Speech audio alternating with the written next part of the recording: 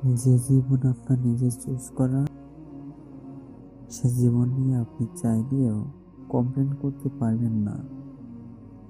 স্বেচ্ছায় আদরে পালিত বিড়াল যখন আপনার নতুন ব্যাগ, চার্জার, হেডফোনকে নষ্ট করবে, জিনিসপত্র নষ্ট করবে, মেনে নেওয়া ছাড়া আর কিছুই করার থাকে না।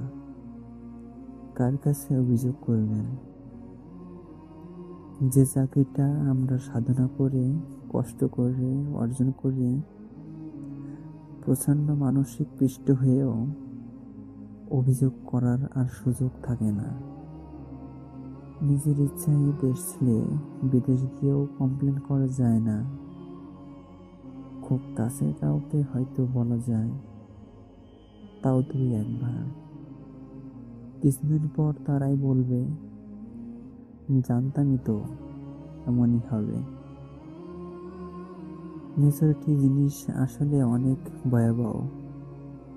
একবার ইনস্টল হয়ে গেলে আর আনইনস্টল করা যায় না।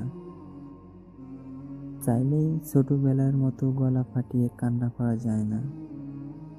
বলা যায় না, এটা কেন হলো, এটা মানি না, আমি তো এমনটা চাইনি।